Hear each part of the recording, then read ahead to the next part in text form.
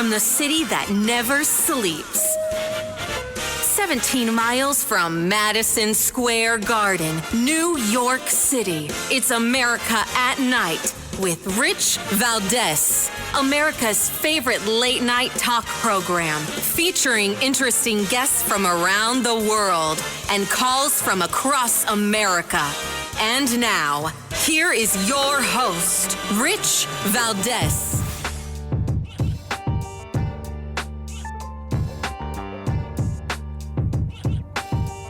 Hi there, good evening, and what's up, America? I am Rich Valdez, Valdez with an S, at Rich Valdez on all of the social media. Welcome to the Monday night edition of the program. We're live, we're national. It's a blessing to be with you. Here's the phone number, 833-482-5337, 833-4-Valdez. And biggest story of the day I'm looking at, President Trump a little while ago announced a total and complete ceasefire between Israel and Iran. Now, I know there's a lot of people out there just a few days ago that were saying, oh, it's World War III, Trump is this, Trump is that. Now it seems like by tomorrow we'll be talking about how many Nobel Peace Prizes Trump should be nominated for. And amen, praise God, hallelujah, right? I'm so glad that we're in the spot we're in. Now, of course, we got to make sure that the Iranians keep their end of the bargain, as many times we see in these deals that people tend to wiggle out. But very, very positive steps in my opinion. Why? Well, because I think the mission was very clear. And I think this has everything to do with President Trump being who he is. And I'm going to explain that in a moment. Of course, it has everything to do with the agility, the prowess, the expertise of the United States military. Absolutely. But when it comes to the strategy of it all, I think, Trump is like one part negotiation, one part I understand people, and one part, let's see what happens, right? You got to roll the dice a little bit. And it's that formula, that triumvirate of qualities that I think brings things together.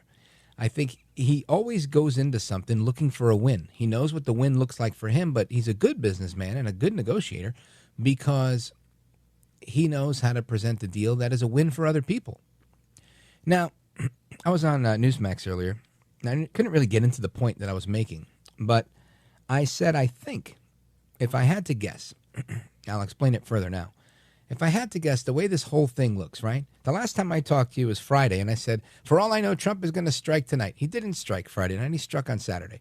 Okay, so he does this complete fake out with decoys and all of this stuff. I'm going to 2 weeks. We'll see what happens. 2 weeks. No, 2 days. Boom. Right.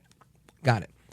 Israel, of course, waiting to the 61st day to take the action that they took after they tried for 2 months to negotiate with the Iranians. Now, all of that aside, I think it goes a little something like this. And again, this is not a conspiracy. This is my analysis on the news.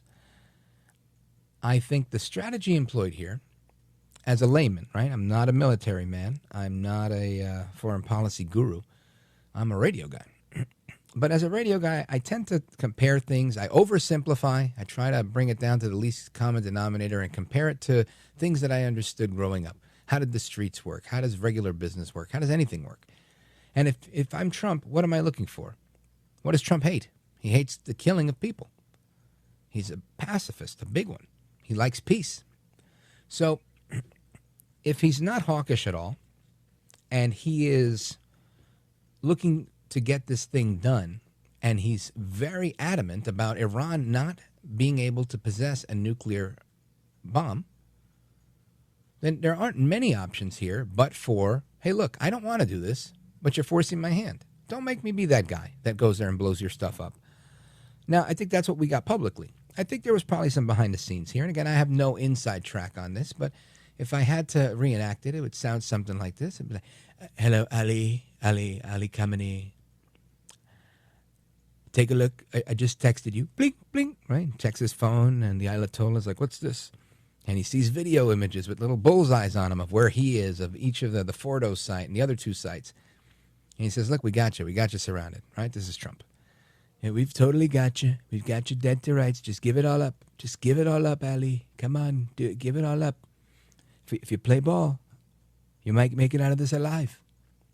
And I really think that's how it went down. After I think the Ayatollah sees all of these military leaders, meet their maker, and the fact that he's known for years that the people are not on his side.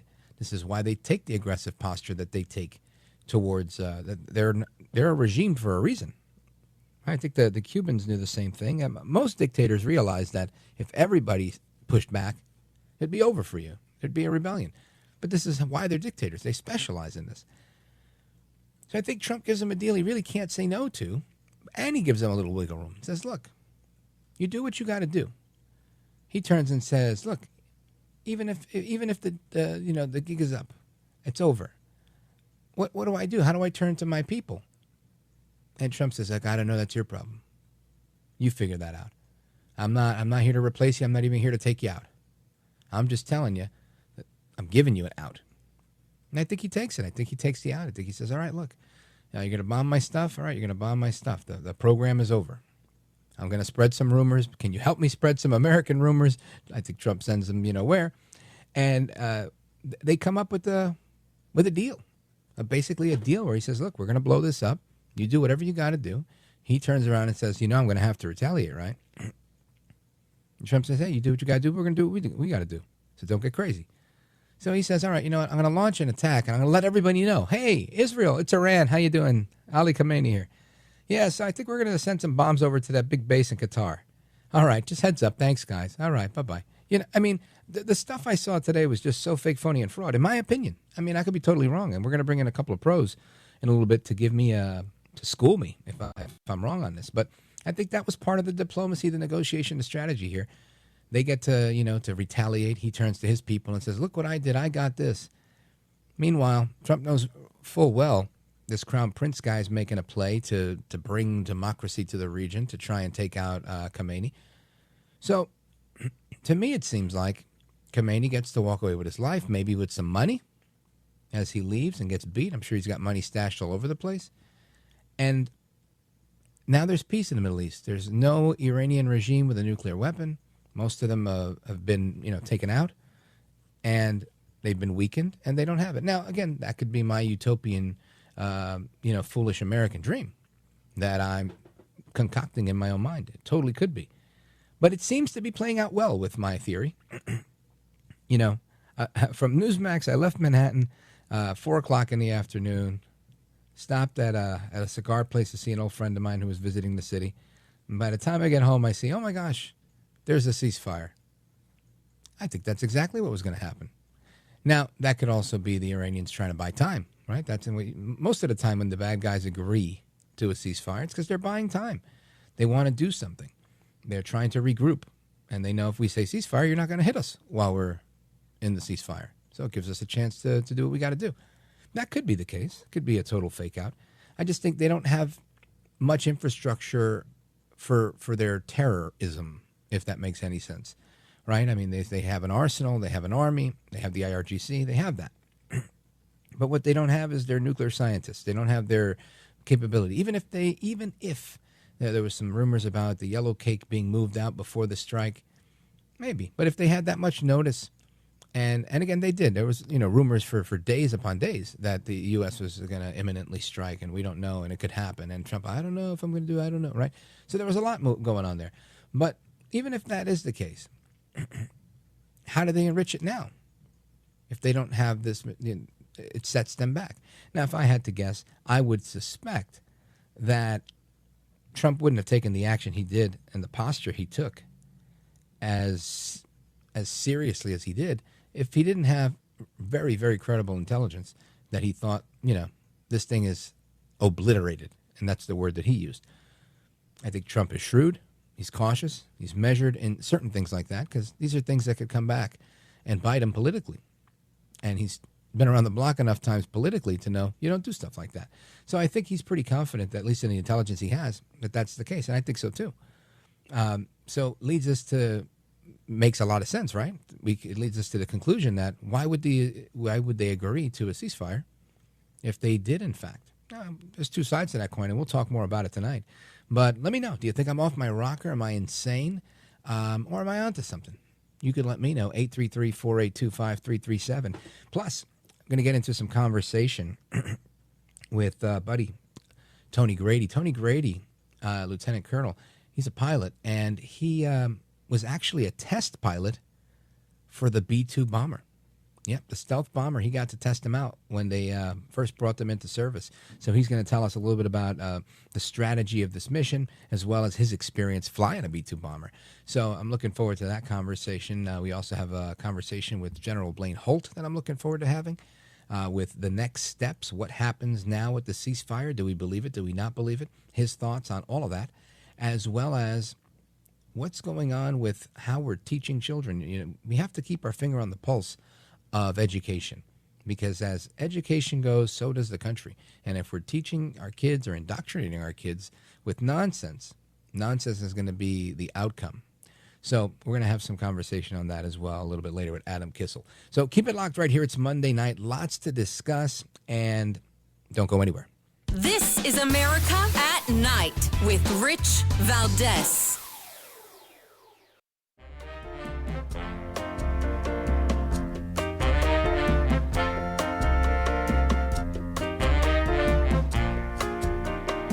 Well, thank you, Rich, and thank you for everything. I know you very well, and I listen, but I have a lot of people that listen, and they love your show, and I appreciate it very much. America at Night with Rich Valdez. A short time ago, the U.S. military carried out massive precision strikes on the three key nuclear facilities in the Iranian regime: Fordow, Natanz, and Esfahan. Everybody heard those names for years as they built this horribly destructive enterprise. Our objective was the destruction of Iran's nuclear enrichment capacity and a stop to the nuclear threat posed by the world's #1 state sponsor of terror. Tonight, I can report to the world. Making his address on Saturday to the nation after the successful bombing that took place by a whole mess of B-2 bombers. I think the last number I heard was 7, but there were other reports of 10 and this and that, and there were decoys. I want to learn a little bit more about that from somebody who was able to test pilot one of those when he was in service. Lieutenant Colonel Tony Grady, welcome back, sir. Rich, thank you for having me on your show again. You're so gracious. It's my honor to be here. Thank you. Likewise. And I wanted to have this conversation because, you know, I know that you spent 20 years in the Air Force. You were a test pilot, and you understand this different than others because you've had an opportunity to test out this type of equipment. Talk to me about your own experience with the B-2 bomber, the stealth bomber, and also, if you could, just weigh in a little bit on the precision strike and your thoughts on it. Great, Rich. I would be more than happy to do that. Just so that your audience knows, I'm a Air Force Academy graduate and went to pilot training and hustled as hard as I could to get to the Air Force test pilot school and became a test pilot. And I eventually became the commander of the B-2 stealth bomber test squadron. That is the high point of my Air Force career, high point of my flying career. So under my command, the B-2 became certified initial operational capability, combat capability, or initial operational capability, which we call IOC. So we got it out of the test phase. So what that means is we tested the airplane and made sure it met the requirements. Northrop Grumman produced the airplane, and we had a combined task force that consisted of my squadron, the contractor squadron from Northrop, and a squadron of operational pilots from the Air Force. And at the time, it was, it started a long time ago with the Strategic Air Command, and then it, morphed into global strike and all of that sort of thing. But just generally, it had operators, it had contractors, and it had us who did the developmental flying of it. a few insights that I can give you is I had the privilege and the honor of opening up the envelope in several areas of the airplane itself, meaning being the first human to fly it in certain phases that it was certified in eventually. But I had the opportunity to drop the first weapon designed for the airplane. So that served as the architecture for the weapons that followed, including the bunker busters that they used. So the bunker busters were not around when we were testing, but we did test and open the envelope for the aircraft to be able to drop precision weapons. So I flew the airplane. I commanded the squadron where all the test pilots who were opening the envelope were under me, worked with the contractor and operational pilots. But something else that I'll get into later when you wanted me to talk about the actual operation that went down in Iran, Midnight Hammer. Yeah. I also served in the Pentagon under Combat Forces, where I was essentially the bomber program element monitor. And so I was fully aware of force structure issues, meaning how we funded airplanes, and specifically how we funded the B-2 and how we made sure it had the support that it needed. And then also being a graduate of the School for Advanced Air Power Studies in the Air Force, I'm a air power strategist, so I can talk to you about the strategy behind it. So that's kind of an overview. Oh, it sounds like you know just a little bit more than I do about this. Folks, we're on with Lieutenant Colonel Tony Grady. He wrote the book on a lot of this stuff, literally.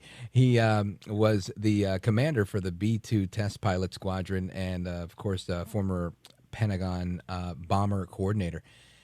What was your experience like with running these tests, with dropping the bombs that you had at the time? Did you... I look at these things. Let me rephrase it. You know, I look at these things and I think that they look fake, right? They look so futuristic, and so I'm just thinking, you got to fly one. What was that like? Because when it's next to the F-35s and whatnot, they look so small, and those are pretty large planes too. So I mean, this thing's really, really big. What was it like?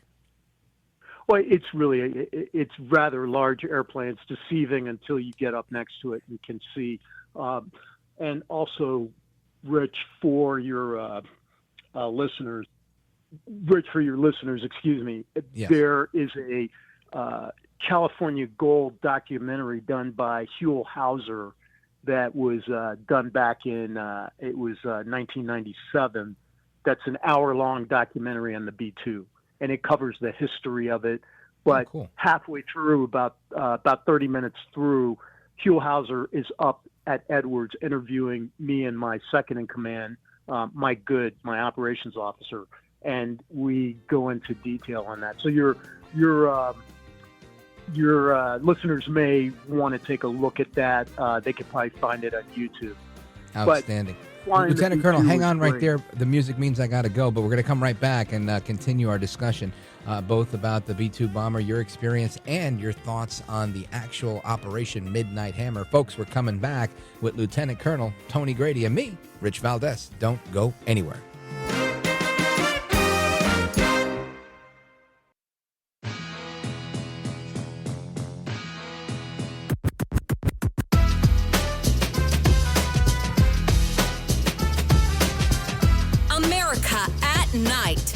With Rich Valdez.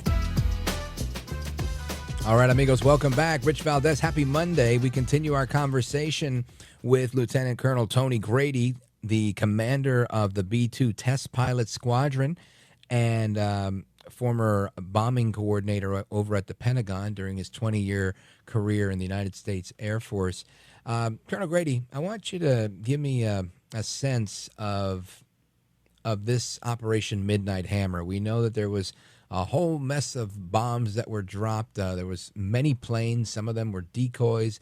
I don't know how much of this you know or are allowed to speak about, but were all the planes really stealth bombers? Did they use real ones as the decoys, or do they have fake ones that they use to fake people out? I'm so curious to see how. I mean, it seemed like it was such a masterfully executed operation from my perspective. No, I assure you, all the planes were real. To tell you the truth, I know nothing about the war plans.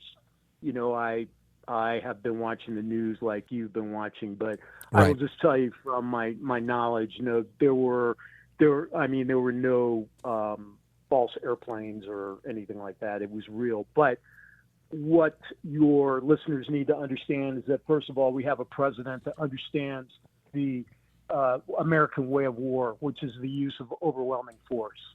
And so this has been in the planning for a while. Part of the military is to have contingency plans. So we have planners that were doing their job to be able to present it to the president. And what you witnessed here is the coming together of many years of technology, where the B-2 was what we would say in the black world, where nobody knew about it, and then it eventually came out. It went through our testing, and we passed it on to the warfighters, and then they perfected everything. And then they've been training, so they know how to use their instrument well. We have excellent planners that have employed strategy to make sure that we could use the principles of war, especially deception and surprise, unity of command, mass, and different things like that, so that we could use those principles of war. And then it was joint, because it wasn't just the B-2s. We had the Navy involved with the Tomahawks, but we had other aircraft. And it appears now, from what I've seen in the news, that there were Israeli aircraft that flew suppression, so enemy air suppression. So they covered all of the areas to make sure that the B-2s could get in, strike the target, and exit. Everything on time and coordinated. And so just the last thing I'll throw, and then open up again for you, throw out to you, open up again for question, is that at Nellis Air Force Base here in Nevada, we have an exercise called Red Flag. And it actually came out of the Vietnam experience, where the strategists realized that if they could simulate the first 10 days of combat, especially for fighter aircraft, that they could increase survivability. So Red Flag is an ongoing air war, but that's where units from all over the country and some from our joint allies come, and they practice these exercises where we have multiple aircraft going against targets in close timing.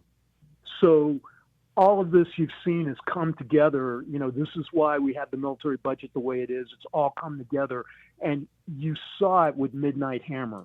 We had the targets were well defined. We had a president that had very specific objectives. The order was given, and the military was allowed to execute what it was designed to do. Folks, we're on with Lieutenant Colonel Tony Grady, retired from the United States Air Force, where he was the commander of the B-2 stealth bomber test pilot squadron, and also served as the bombing coordinator over at the Pentagon. And, Tony Grady, again, I appreciate everything you just shared with me. There's a lot of stuff I didn't know, and it makes sense. When you look at it, they make it look easy, like they've done this 1,000 times, and I think you and I both know they have not done this 1,000 times. They may have done these exercises and flown the plane and all of that, but they haven't gone and bombed Fordo and these 3 nuclear sites ever before, yet they did it for the first time, and it went off without a hitch. And I just put that in in terms of like my life in radio world, or anybody in their life. You get new people on the job sometimes, or when you've been new on the job and you mess it up. Sometimes you're not even new on the job and you mess things up, right? I've been doing this for a while now, and I mess up. So I'm just wondering, it's amazing how nobody messed up. They were in, they were out. It was just incredibly smooth. How does one train for something like that? Well, as I was telling you, all the things like Red Flag, all the technology and everything, and military budgets are designed for training. And you're right, the military and our armed forces, almost 100% of what they're going to do has never been done before. So that's where we rely on the past, We rely on the best strategy with great minds. And more importantly than that, you have a clear, well-defined objective.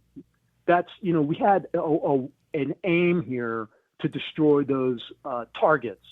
So because it was unambiguous what we needed to do, we could drive to that. So you're right, they haven't done it before, but airplanes have worked together. The pilots are trained to do this. We know how to be integrated with other aircraft and everything. So this is like we've practiced, and let me tell you, I've been at some of those red flags where things have like gone haywire. you come back and you get the debrief and all that. That's where we practice all of this. And because of that practice, now when it's full game day, the guys are ready. So Rich, I haven't talked to you before, but do you like classical music by chance? Every now and again, you might catch me listening to a little Vivaldi. Every now and again. Okay, so Vivaldi. So think of the orchestra and think of the conductor and think of when you're in a concert and when they play that, it's like flawless. Right. But it's flawless because each of the musicians is an expert in their instrument and they know how to work together with the conductor. So what you saw here is, yes, they've never bombed Iran before, but they understand how to bomb targets. They understand how they're going to get in, get out, and they understand how to work together. So everything was how should I say, prepared for success. Unlike in the past where we've had, unfortunately, appeasing presidents that got us into this mess, where you have people from Washington that are trying to micromanage things and, picking up the phone and trying to tell people. We didn't have that here. We had a commander that said, this is the objective, go do it. Military did exactly what they were going to do. So, and also, I'll also tell you this, Rich, I am sure there were things that went wrong. The reason you don't know about them is because that's the way we plan for contingencies. And so the plan was very good so that whatever those things were that went wrong, they overcame them. Yeah, so, that makes sense. Yeah. So, this, and again, I'm not saying it's easy. I think it's a testament to the professionalism of the pilots, a testament to how strong our war planning capability is, a testament to how good we are at strategy, but most importantly, a testament to the judgment and the confidence a true commander-in-chief is when defining a well-defined objective and assigning the military to do it. And that's all on the shoulders of Donald J. Trump, President of these United States. Yeah, well said. Now, Lieutenant Colonel Tony Grady, I want to get your perspective since you were the coordinator over at the Pentagon about these bombs. And these bombs, these colloquially known as bunker busters, they're heavy, they're expensive, and they go down fast, right? They use gravity to get in. Do you think that some of these reports that we've been hearing, based on your knowledge of the bombs, that they may not have destroyed all of the target, despite the amount of firepower used? Do you think there's any accuracy to that reporting? Obviously they don't know. And so you just have the naysayers that are throwing things out. The bombs are designed to be able to go down 200 feet. And those bombs were able to be dropped right on top of each other. So if you just look at the sites and the way they were built, we know that technologically the bombs were able to reach right into the facility. So I would say the assessment that we have right now is, I would say the logical assessment is that if they were not obliterated, as the president has said, which he is probably right, they're severely damaged to the point that there's probably nothing recoverable out of them. But the reports that say they may not have done it, they don't know. Until the assessment, bomb damage assessment is made, and satellite imagery, you're only looking down. But until people are on the ground and take a look at that, they don't know. But I would say technologically, they probably worked. And something else I'll throw at you, just to think about, Rich. Yeah, this was difficult, but we landed on the moon. We'd never done that before, and it was successful. So, this is not nearly as complicated as that. And don't take it away. This was complicated, but not nearly as that. So we have the ability to be able to reach an objective that's never been done before. I mean, that's the nature of what we do. So does that help you there? Yeah, definitely. It gives some perspective to that. I appreciate it. Now, Lieutenant Colonel Tony Grady, I'm going to pause right here, but I want to bring you back for one more segment just to get any of your final thoughts and make sure we let everybody know about your book. So can you stick with me for a couple more minutes? I can stick with you. Love to. All right, folks, we're coming right back with retired Air Force Lieutenant Colonel Tony Grady. This is America at Night with Rich Valdez. Call now, 833-4-VALDEZ. That's 833-482-5337. 833-4-VALDEZ. That's Valdez with an S.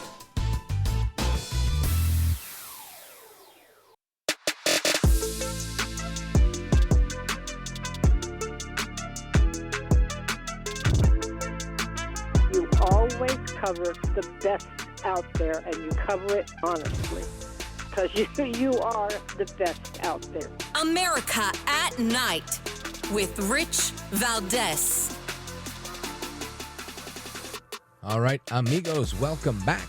It's Rich Valdez. We continue our conversation. Of course, your phone calls are welcome. 833-482-5337, 833-4-VALDEZ, live and national this Monday night with our guest, former bomb coordinator at the Pentagon and commander of the B-2 Test Pilot Squadron, Lieutenant Colonel Tony Grady, retired from the United States Air Force, 20-year veteran. And LT, Colonel, I want to get, I guess, your final thoughts on all of this. And also, of course, I want you to tell everybody where they can get a copy of your book. And I just want to remind them of the title. The book is American Values, Another Voice, A Pilot's Perspective on Living the American Dream. Tony Grady. Well, thank you, Rich. I appreciate that introduction. I would encourage people to read it, to understand my family story, and specifically my story, because I think it's a wonderful American story. My parents were born poor in the Jim Crow South, and I was able to become a pilot and then a test pilot. I dreamed of flying airplanes, and in this great country, I was able to do that. So I would hope people would focus on that, and that would be a motivator to buy the book. And they'll learn a few things about aviation also. Outstanding. And I think the aviation would be interesting to them. Yeah.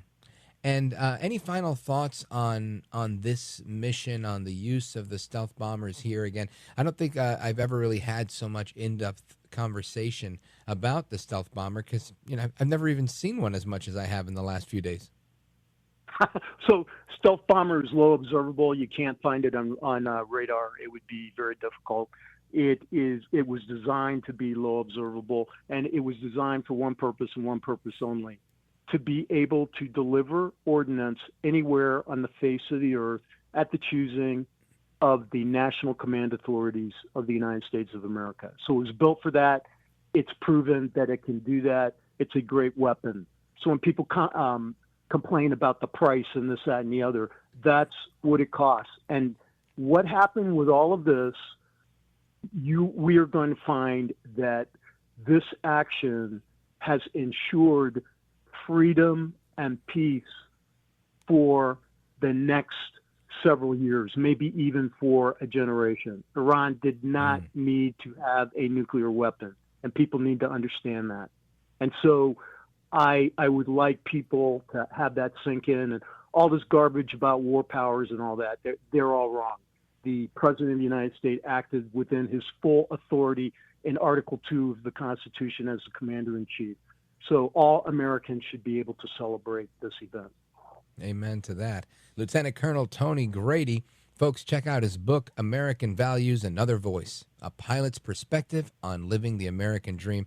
Sir, I want to thank you for being here. I appreciate your time. You're a gentleman, a pilot, and a scholar, and I appreciate it. Rich, I look forward to the next time I talk with you. Take care, my friend. Good. Same here, brother. God bless. And amigos, we continue our conversation with you all, the American people, we the people, 833-482-5337, 833-4-Valdez. This is America at Night with Rich Valdez.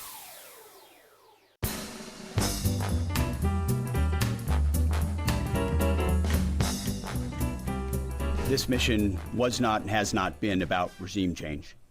The president authorized a precision operation to neutralize the threats to our national interests posed by the Iranian nuclear program and the collective self-defense of our troops and our ally Israel.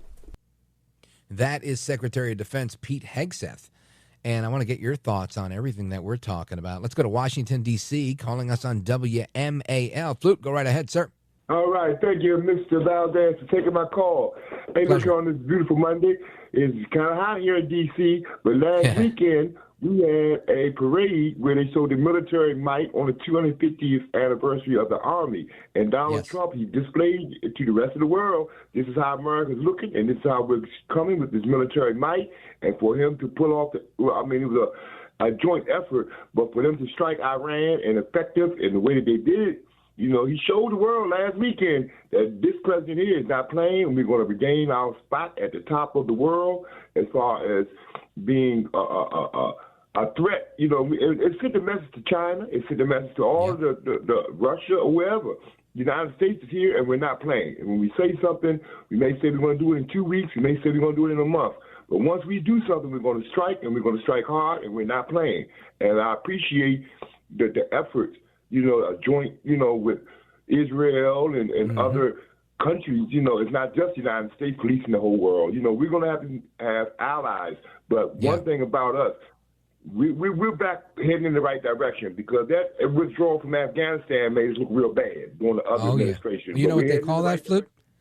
They call that making America great again. Hey, that's what they said, and that's what they're doing. And I've come from I'm a baby boomer, so I remember the men of World War II and how America was great after that World War. So, you know, we're getting back where we're at, because that last administration had us looking real bad in the eyes of the rest of the world. So you're right, real bad and real weak. Thank you, Flute. I appreciate it, man. Very, very good analysis. I think you're 100% right. You're a patriot. God bless you, sir. And spot on. This is how you do it. And guess what? That only Secretary Hegseth just said, you know, defending American interests as the threat from that nuclear program. But guess what? Guess who's safer today because of that? The whole world, right? I mean, Iran wasn't going after everybody in the world, but I think the entire world benefits from a non-nuclear Iran. Anyway, I see that there's more calls on the line. I've got less than a minute to go, so I'm going to get to our buddy Eduardo from Tampa shortly. But we're coming right back, folks. For those of you that are sticking around, if this is the end of the road for you, hasta la próxima. Take care, good night, and God bless you. But otherwise, if you stick around, you're going to get a great conversation that we're going to have with former General Blaine Holt, United States Air Force. He's going to talk about the ceasefire and tell us exactly what, you know, he expects to come out of that.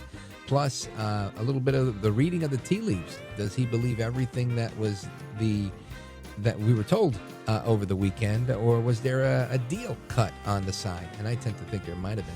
So we're going to talk about that. Plus, we're going to talk about education and how that's infiltrating the minds of young people. Folks, keep it locked right here again. Rich Valdez. Hasta la próxima.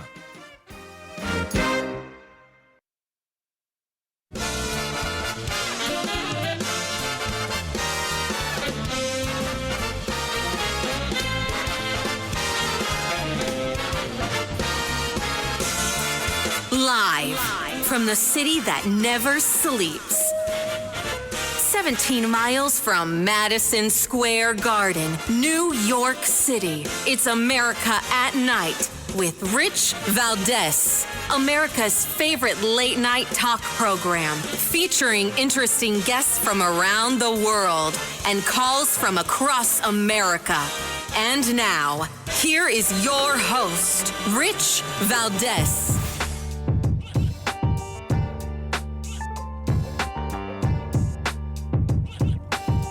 Hi there, good evening, and what's up, America? I am Rich Valdez, Valdez with an S, at Rich Valdez on all of the social media.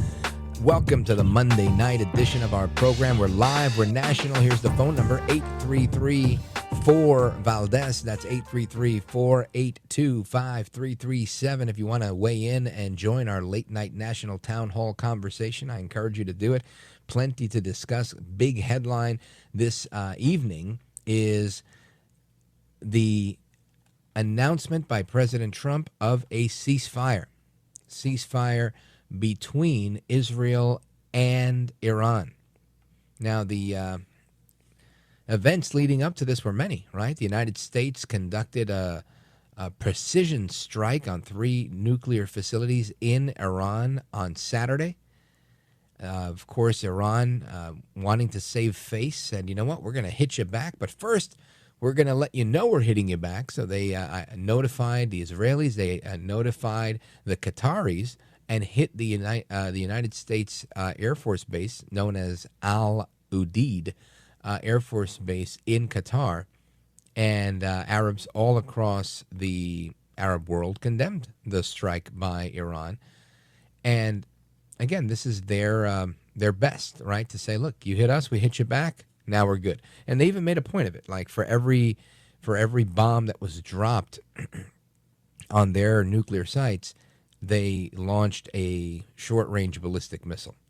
Every single one of those missiles that they fired at the United States Air Force Base in Qatar did not hit its target, but one, which I understand landed in some sort of empty field or something like that.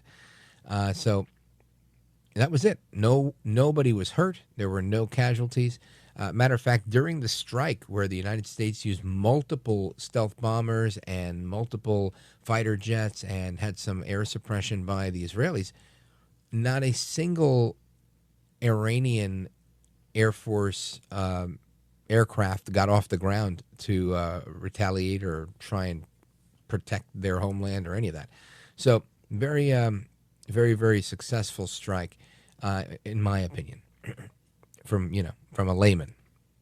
Now, earlier I was sharing with everybody my thoughts on what I think is going on here, right? Because what I believe to be happening here is Trump making a very good deal, allowing less carnage, presenting with the Iranians, with an ultimatum and a deal, right?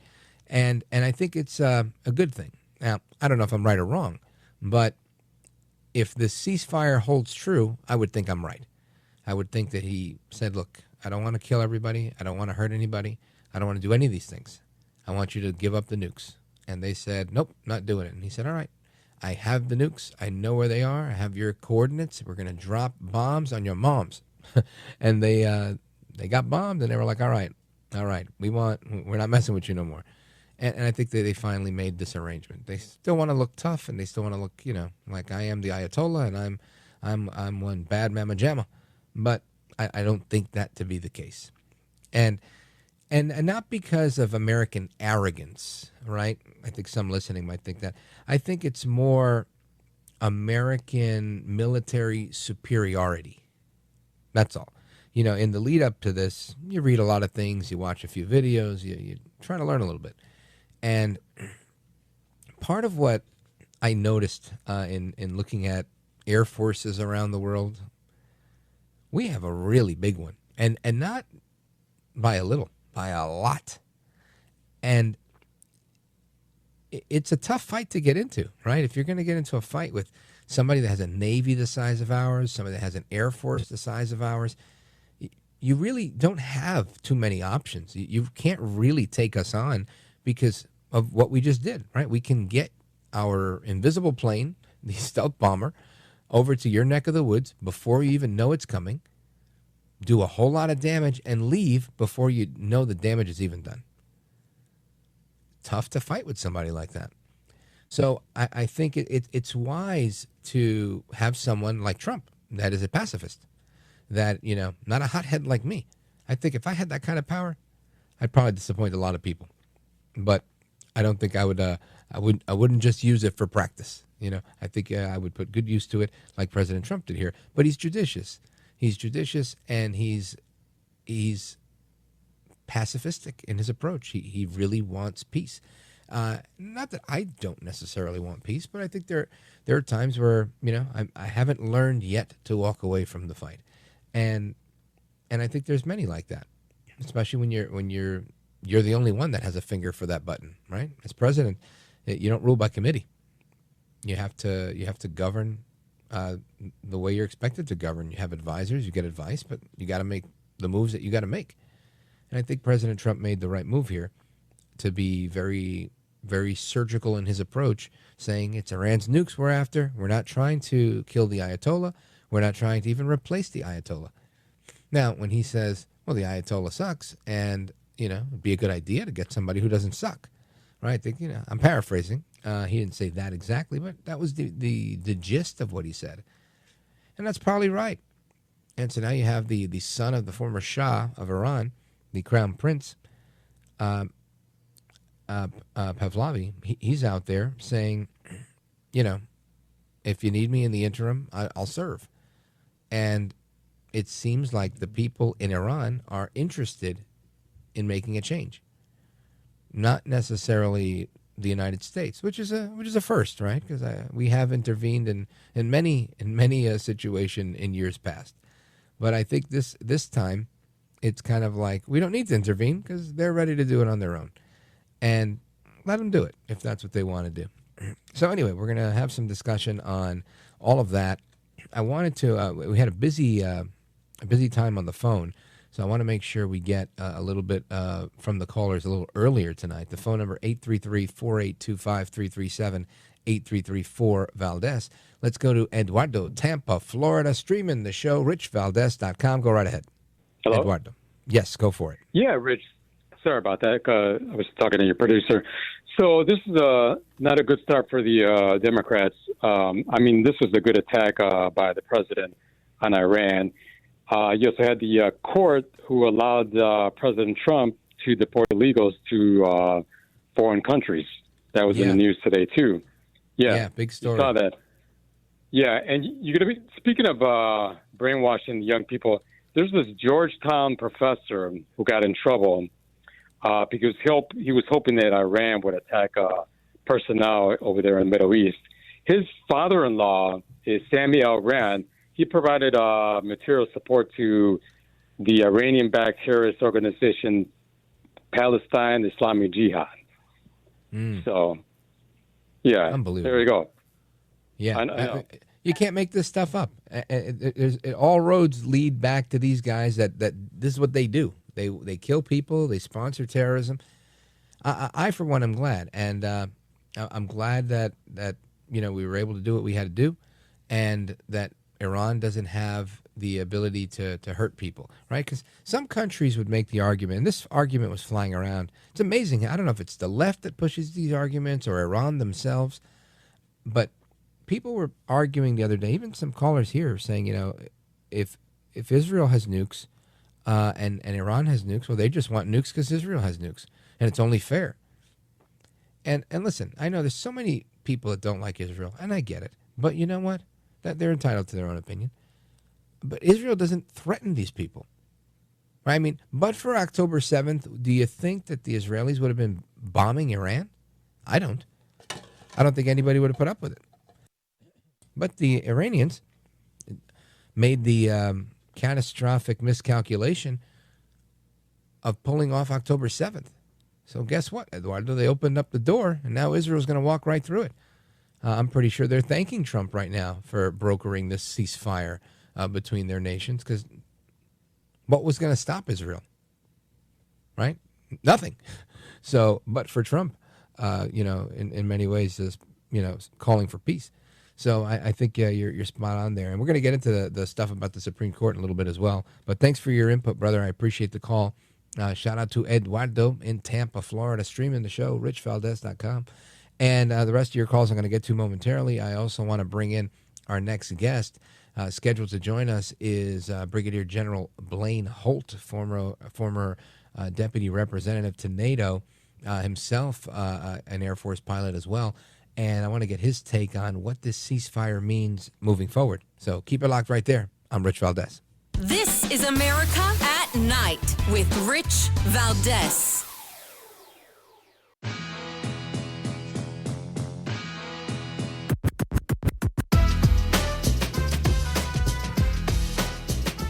The best guests, the best opinions.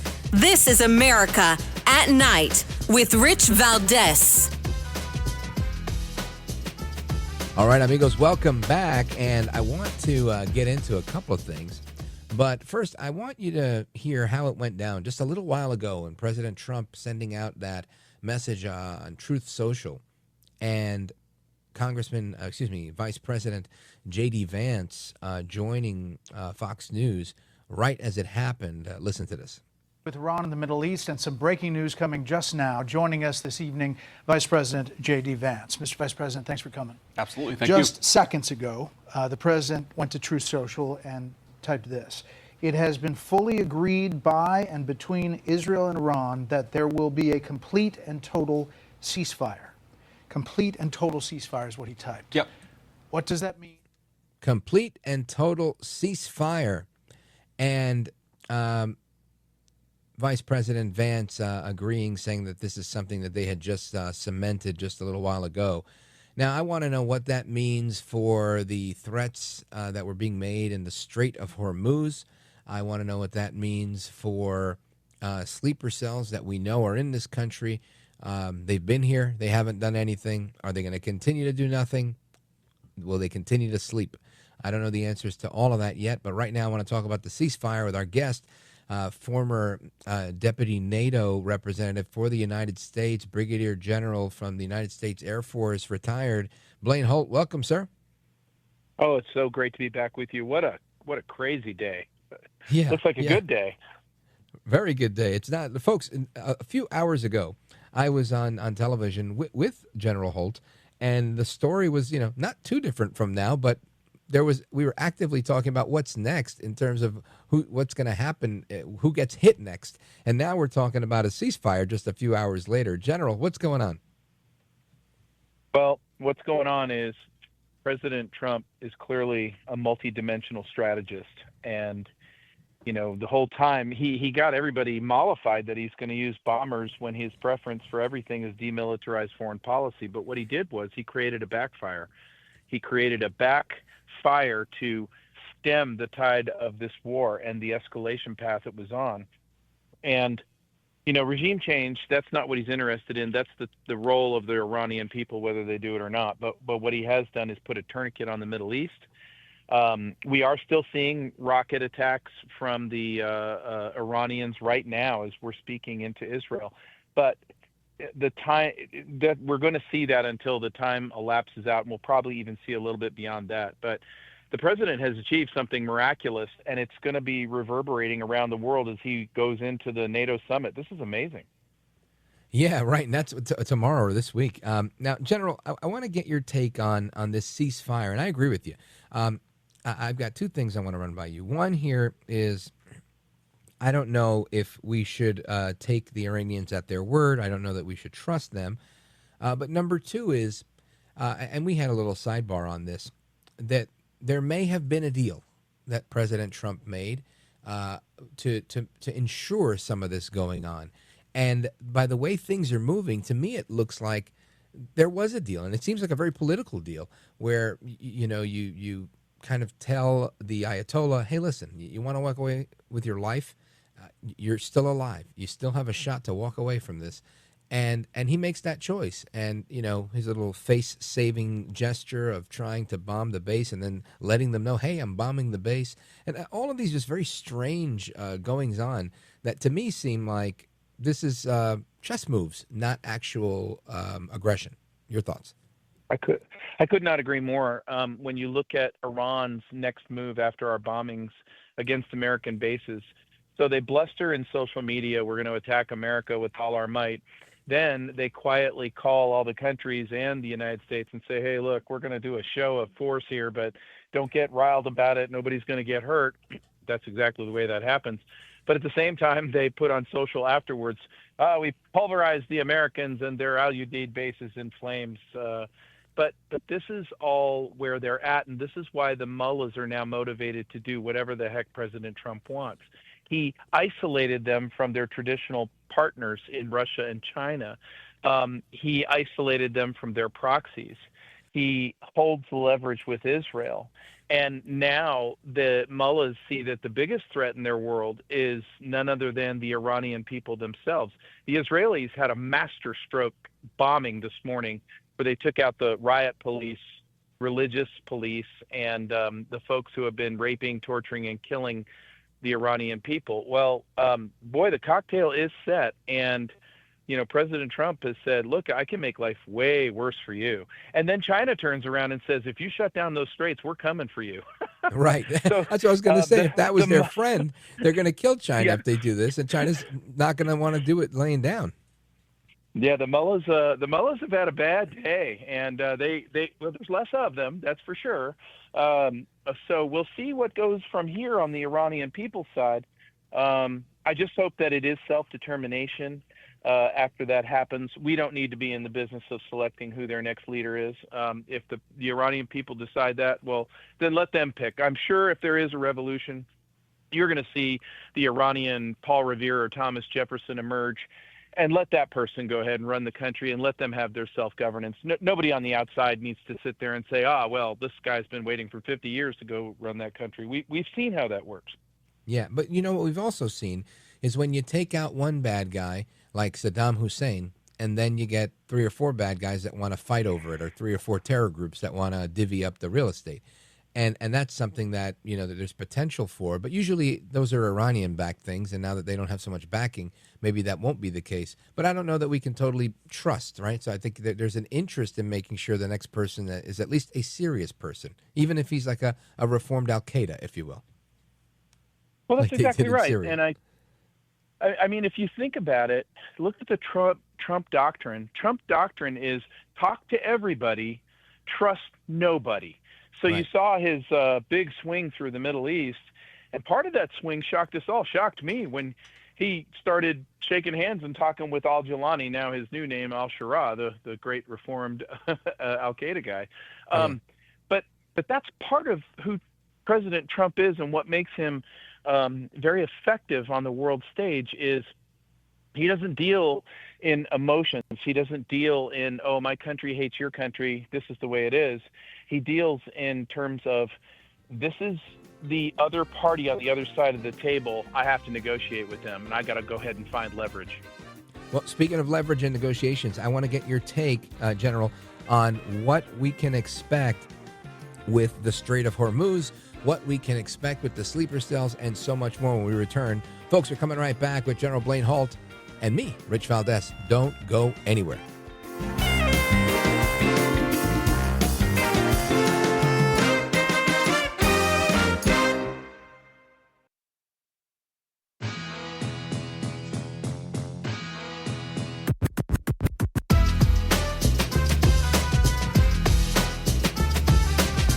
By the way, your ratings are up. Congratulations. I had somebody. It's always nice to check.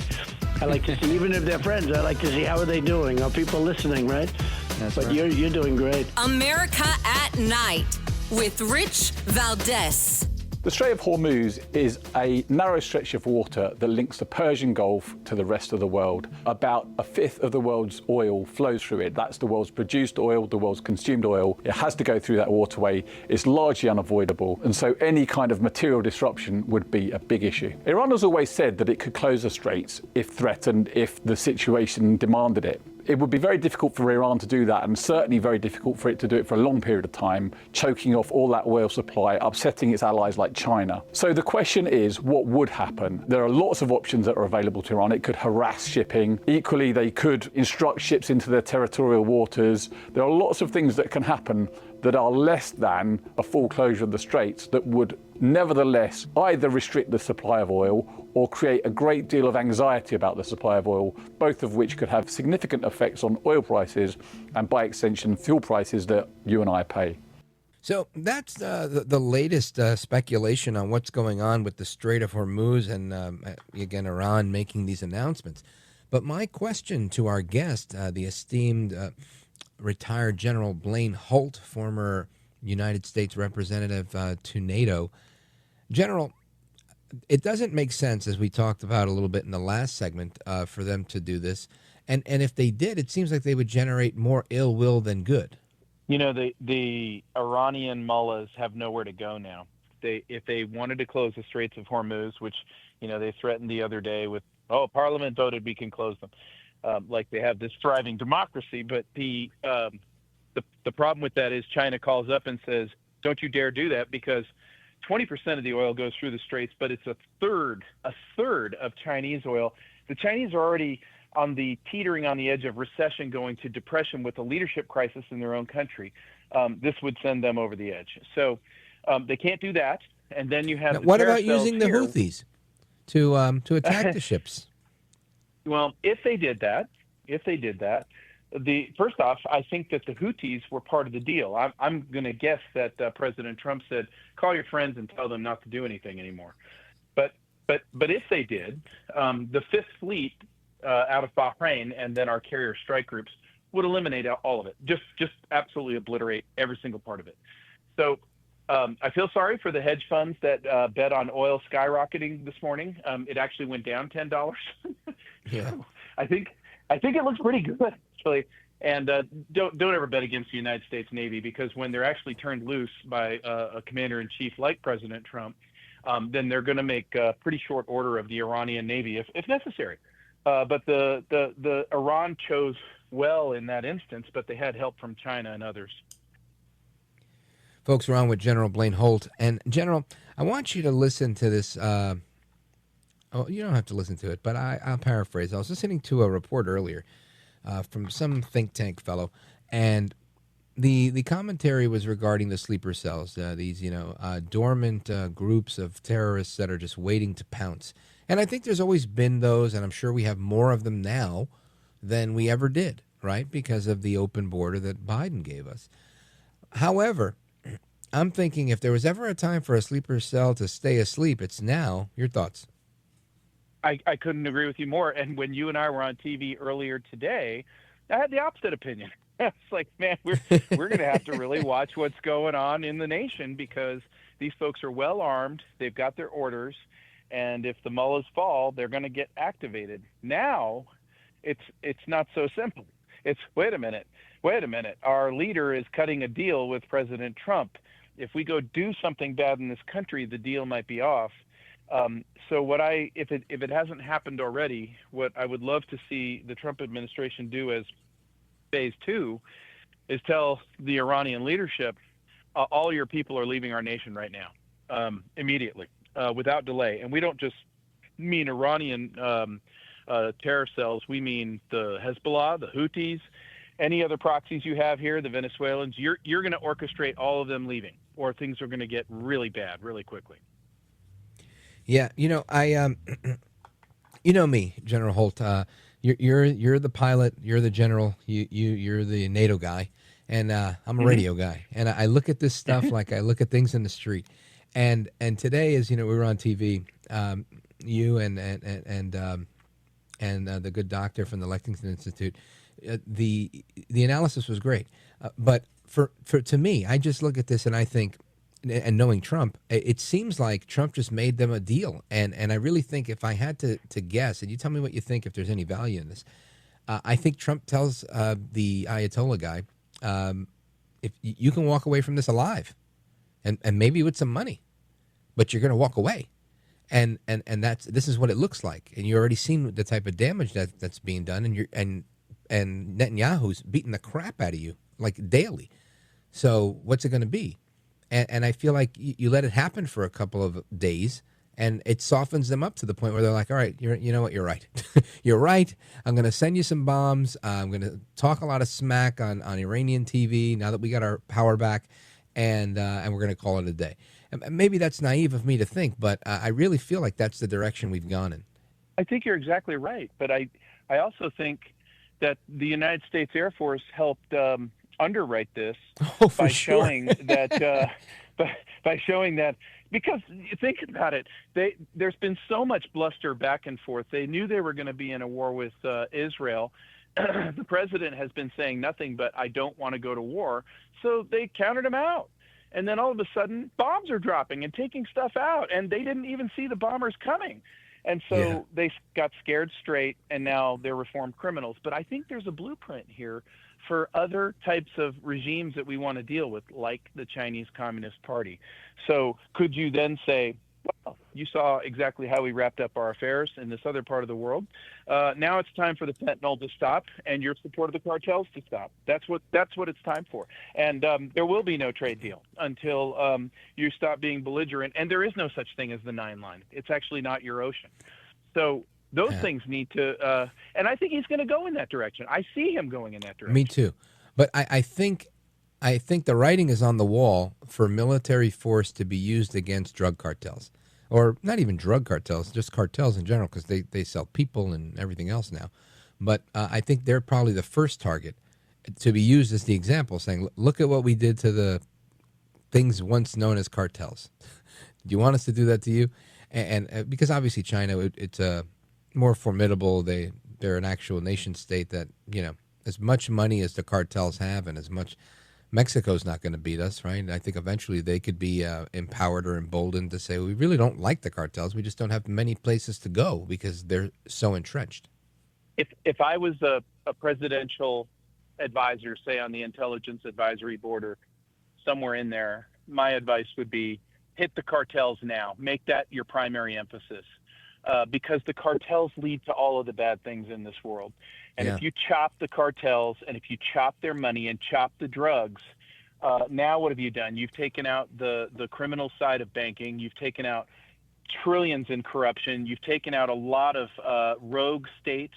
You really, really pancake a lot of rogue central bankers around this world. I mean, they're all tied in together. I know this from my own sources.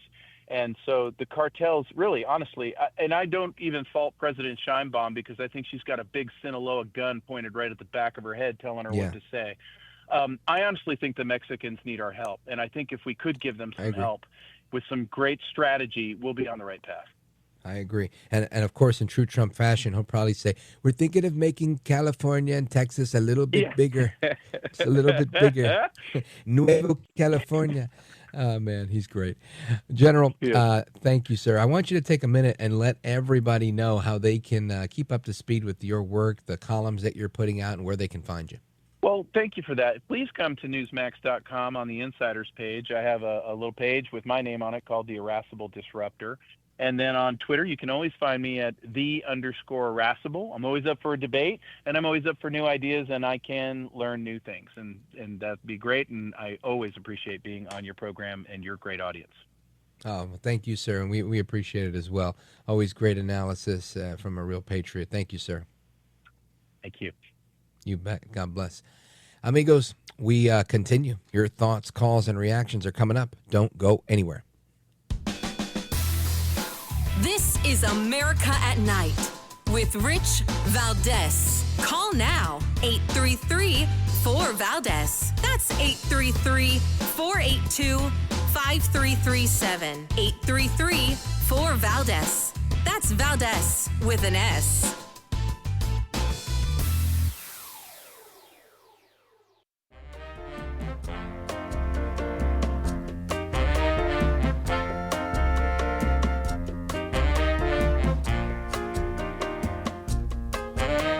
Now, 833-4-VALDEZ. That's 833-482-5337. 833-4-VALDEZ. That's Valdez with an S.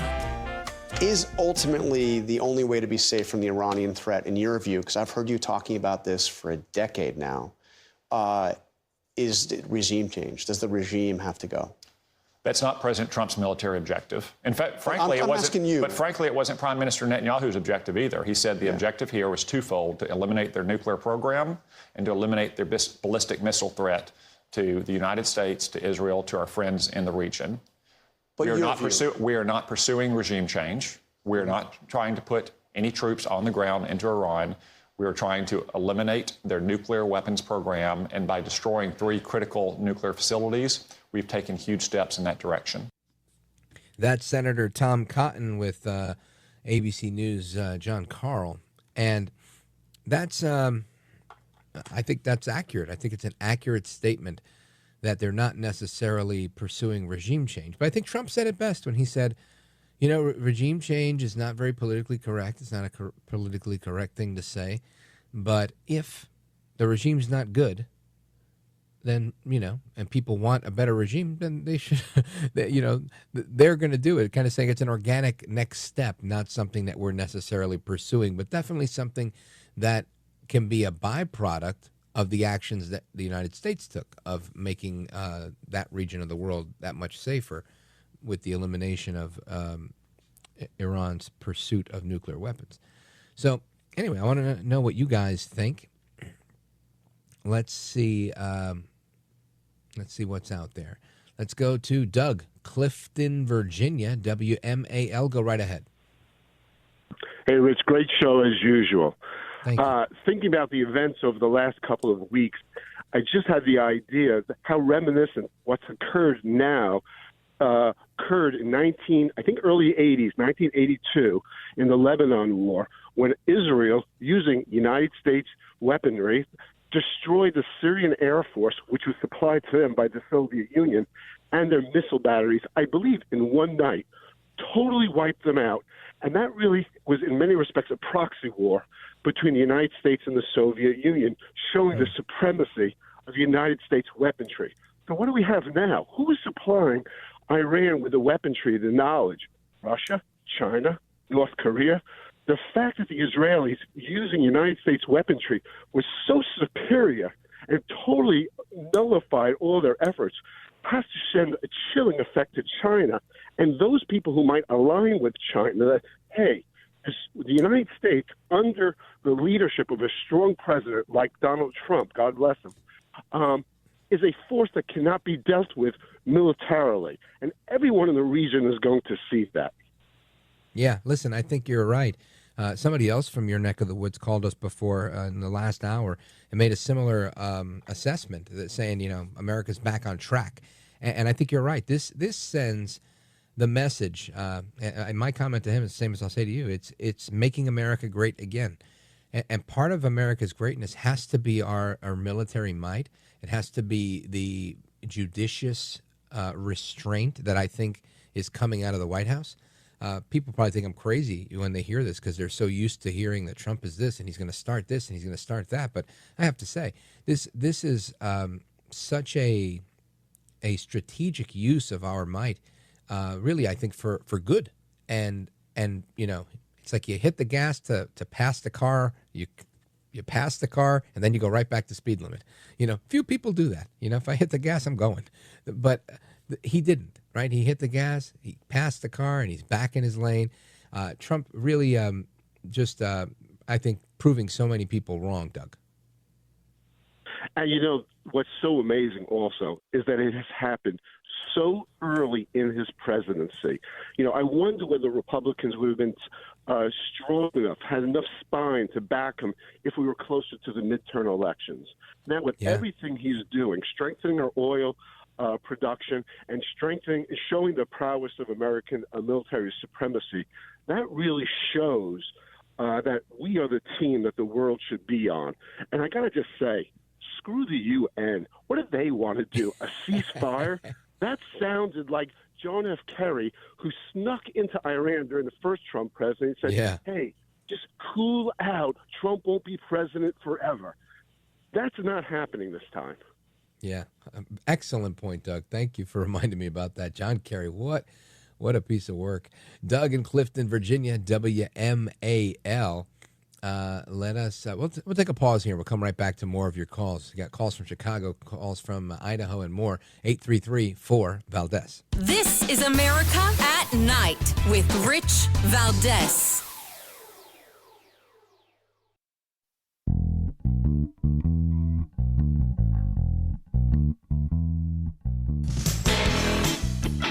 All right, amigos, welcome back. And the ceasefire was supposed to start at 4 a.m.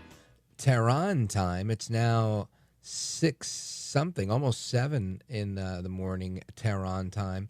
And as of about 20 or 30 minutes ago, there were still air raid sirens going on in Israel. So I don't know the status of that. But again, President Trump saying there would be in about 12 hours that would take effect. So I don't know if we still have time on that timeline or not, but I want to get your thoughts on this. Let's go to Mike in Chicago, Illinois. WLS in the building. Go right ahead. Hello, Rich. Yes, I'm following this live, and a 7-story building was hit in Beersheba, Beershiba, in southern Israel. You can Google that on Twitter. Yeah, they're still firing. It's very disconcerting to me. I don't know, has the deadline reached? Is this the last salvo? I don't know what's going on.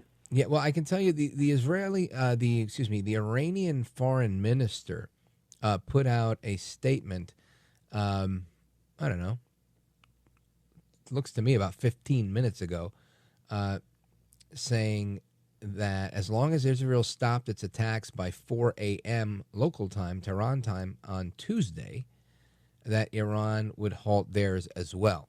Now, as I understand it, right now, it's 6-something in the morning, right? Almost 7, or something like that. So, it would make sense to me that deadline has already come and passed.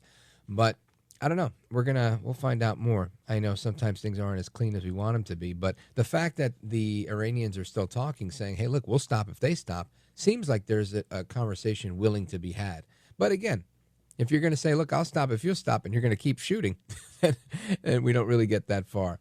So, Mike, you make a really good point. What do you think the outcome's going to be? Do you think Iran sticks with their agreement for the ceasefire, or do you think they get shady and go in a different direction? I think they're scared, and if they don't, it's going to be even worse for them, and they got to know that. Yeah, I think you're right. I think they're scared of two things. One is if we don't keep fighting, and it's not reported that Iran is striking this and we're hitting that and we're doing that, the people that we are holding hostage, the 10 million, whatever it is, how many people are in Iran? A lot of people. And I think it's like 90, right? 90 million people, something like that. All those people could revolt. So I think they have to measure that versus if we push too hard, the Israelis come back and the Americans might come with them. And they don't want that either. So I think they're trapped between a rock and a hard place, Mike. Good pun. Thanks for the call, brother. And amigos, shout out to WLS. Now, I want to let you know we're going to talk about what's going on with what is being taught to our children. We talk about this pretty periodically, but I want to get into it because there's a lot that continues to happen. A lot has been cleaned up, but what's the value in an Ivy League education nowadays? And this is coming from a guy, not an Ivy League, but I went to a pretty good school and I dropped out of it because it was so darn liberal. So anyway, we're going to talk about that when we return. Keep it locked right here, folks. It's Rich Valdez. 833-4825-337, 833-4-VALDEZ. Don't move a muscle.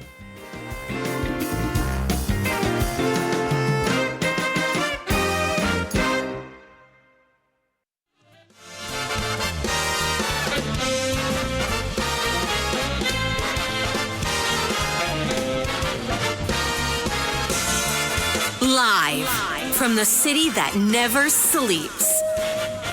17 miles from Madison Square Garden, New York City. It's America at Night with Rich Valdez. America's favorite late-night talk program featuring interesting guests from around the world and calls from across America.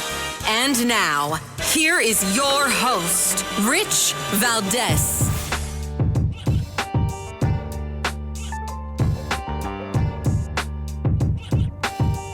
Hi there, good evening, and what's up, America? I am Rich Valdez, Valdez with an S, at Rich Valdez on all of the social media, your liberty-loving Latino amigo. Happy to be here with you this Monday night. We're live and national, 833-4825-337, 833-4-Valdez.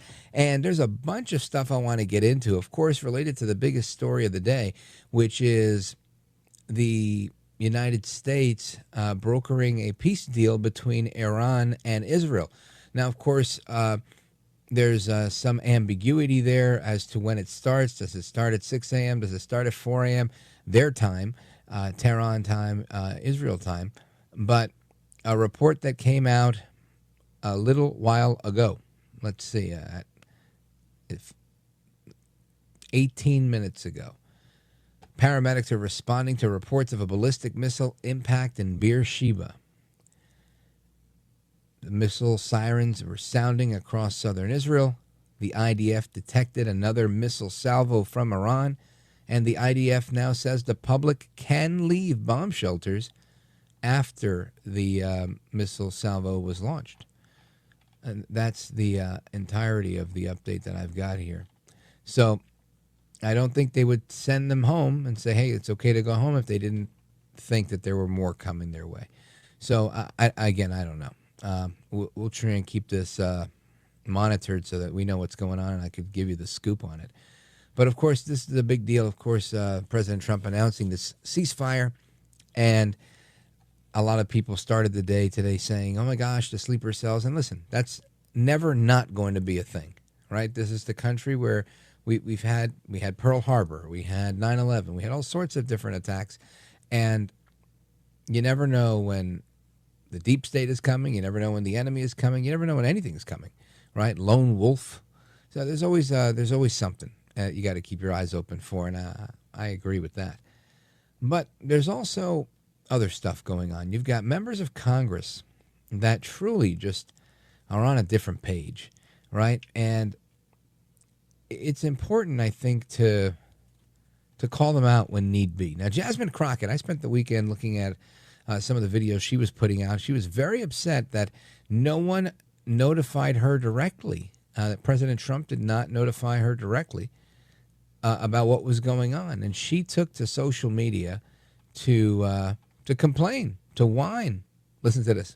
In this time in which we are living in this time in which there is someone who is occupying the White House who does not care about any rules, any norms, any laws, nor the Constitution, and we cannot be a civilized country if there is no law and order. So I know they may claim we law and order, blah, blah, blah.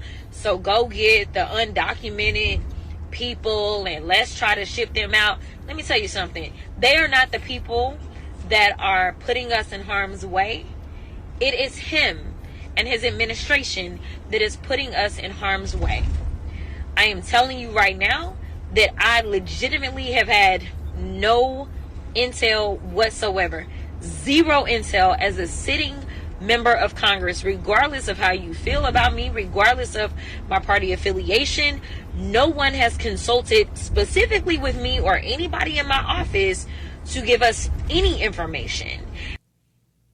So, someone needs to remind Congresswoman Crockett that the president has authorization for the use of military force, separate and apart from the War Powers Act, and that when he brings in, let's say, folks from the Intelligence Committee that are read in on certain things, she isn't.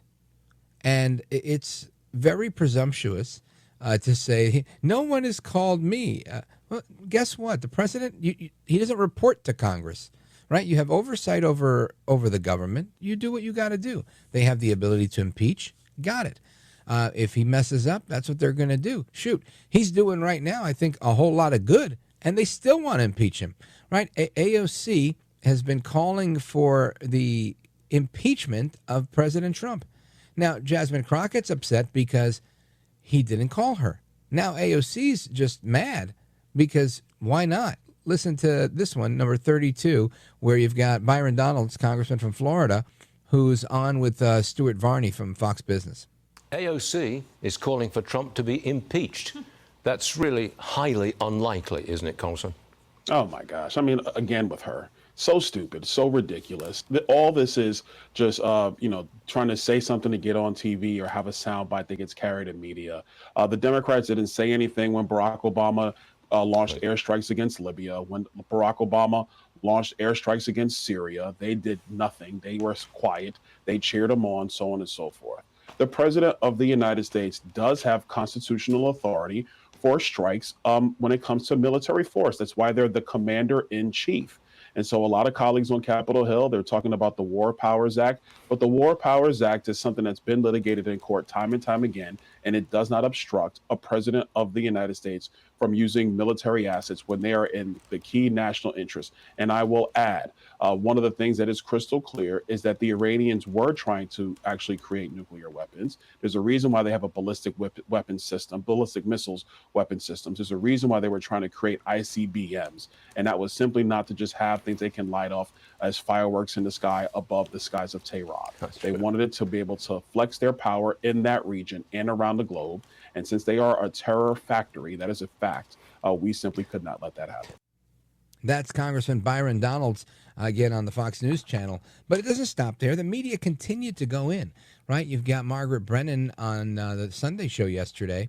What's that called? Face the Nation? Yeah, Face the Nation. Margaret Brennan is on with Marco Rubio, the Secretary of State. And this one, again, very telling. She tries to take him down a road. She tries to bait him on, intelligence. And, oh, did you have intelligence of this or that? And he just sets the record straight, letting her know, hey, this has nothing to do about the intelligence. This has everything to do with their malign activity. Listen to this. Let me follow up on a phrase you just word, weaponization ambitions. Are you saying there that the United States did not see intelligence that the Supreme Leader had ordered weaponization? That's irrelevant. I see that question being asked in the media. That's an irrelevant question. No, they have that is the key point in U.S. intelligence assessments. You know that. No, it's not. Yes, it was. No, it's that not. The political decision had not been made. I know that better than you know that, and I know that that's not the case. But I'm asking you whether the order was given. And the people who say that, it doesn't matter if the order was given. They have everything they need to build nuclear weapons. Why would you bury things in a mountain, 300 feet under the ground? Right. Why would you bury why do they have 60% enriched uranium? You don't need 60% enriched uranium. The only countries in the world that have uranium at 60% are countries that have nuclear weapons. Because they can quickly make it 90. They have all the elements. They have. Why do they have a space program? Is Iran going to go to the moon? No, they're trying to build an ICBM. No, but that's a question.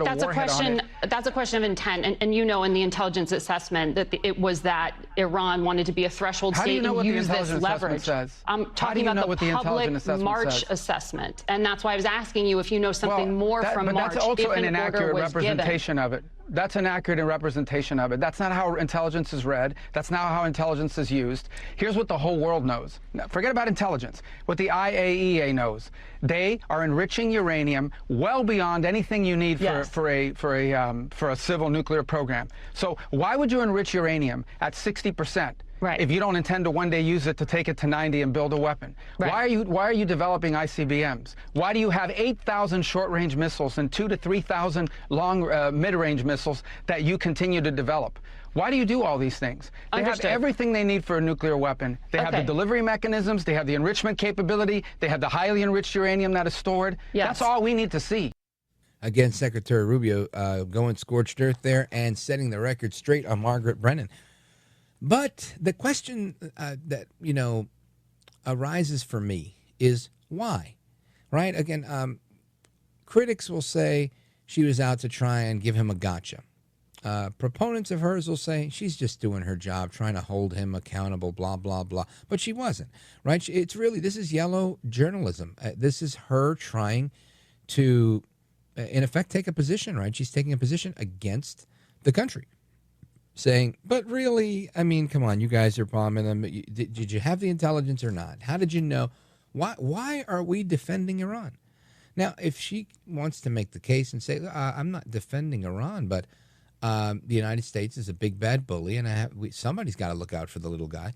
And I think that's what a lot of leftists feel that they do. You know, they think they're looking out for the little guy, but it's almost like they don't realize who the little guy is in this situation, right? It's the Americans, right? We, as big as we are and as strong as we are not out to get them.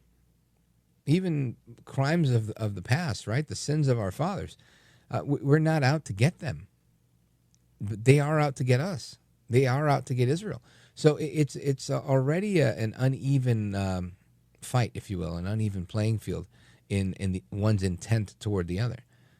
But ultimately, all of this, to me, boils down to, where do they get these left-wing ideas? How does it happen? And I think it happens in the Ivy League schools and some of the other schools, right? These very, very fluid,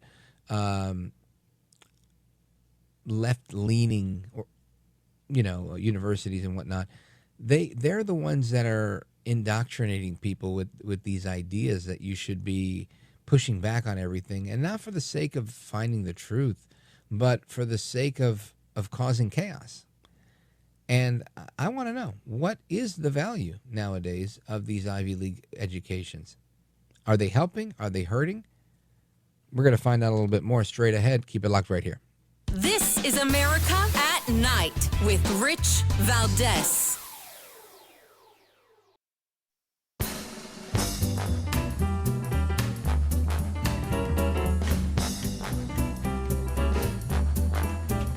Thanks for what you do. You have so many people. You ask the questions that if the viewer had a microphone, they would ask that question, and you seem to always ask it right at the right time. So God bless you, my friend. America at Night with Rich Valdez.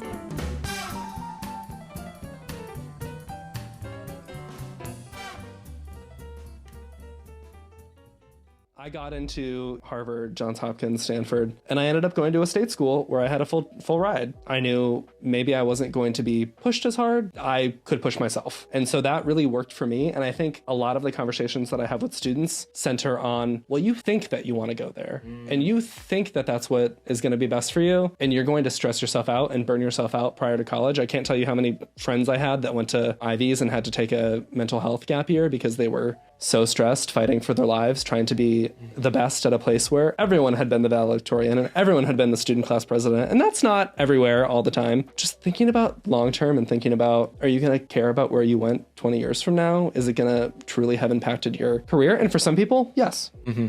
That's Nick Harvey asking, are Ivy League schools still worth it? And it's a really good question. And it's the topic that's partially discussed in a book called Slacking, A Guide to Ivy League Miseducation. This is an interesting one because I think this is a huge problem in society, whether it's these pro-Hamas, pro-terrorist activists that are taking over college campuses, terrorizing Jewish students, destroying the property, whether it's those that have signed up for the ranks of Antifa or the hard left, or even the hard right, if you will. I mean, I haven't seen too much from them, but any type of crazy extremism that's out there is coming from these crazy ideas. And I don't think that you're finding any Nazis coming out of Harvard, but you are finding lots of communists coming out of Harvard. And I want to know what's going on here. To help us dissect this issue, I want to bring in a visiting fellow for higher education reform at the Heritage Foundation, Adam Kissel. Welcome. Thanks for having me. Appreciate it. You bet. So what's your take on what's going on here? Why are people now questioning if a Harvard education is worth it? What do you think? Is it all miseducation? I would venture to say it's misinformation in many ways. I think a lot of the historic value of an Ivy League degree is based on the history and not on the reality today. So the universities have squandered the deference they used to deserve. A couple generations ago, they were teaching the great books, the classics, engaging you in the great conversation, the best that has been thought and said in the world. And they've demonstrated, especially in the last few years, that what they do now is they teach you oppression and grievance and to not like the Western tradition as though it's harmed the world instead of helped the world.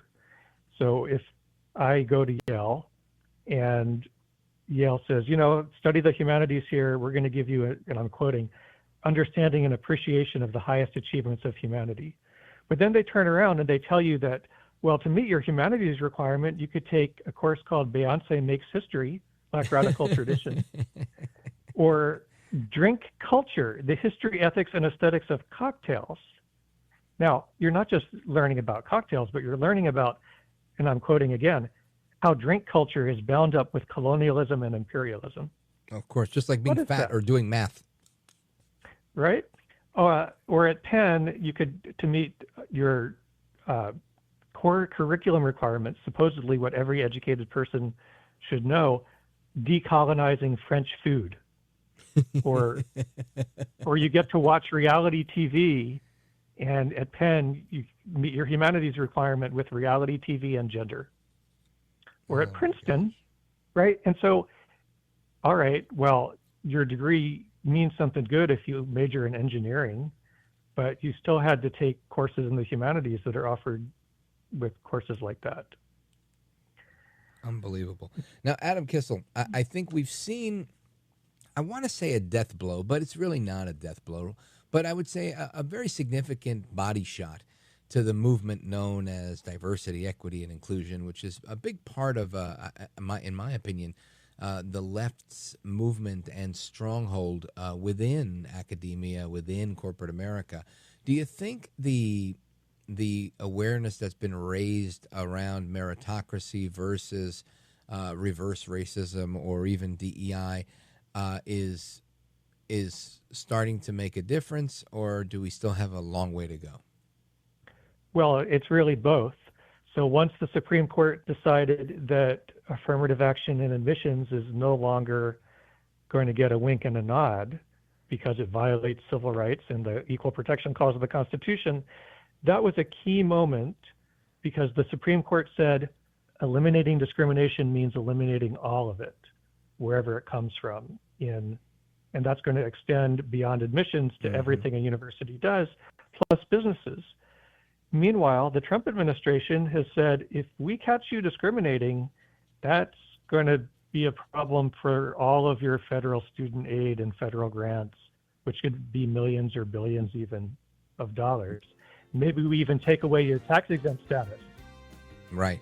Well, hang on, Adam Kissel. We're going to come right back to continue the conversation. Folks, we're on with Adam Kissel, visiting higher education reform fellow at the Heritage Foundation. And we're going to continue our discussion on what is going on with the state of the American education system. And is it too late? Hopefully not. Keep it locked right here, amigos. Rich Valdez coming back with Adam Kissel. Don't go anywhere.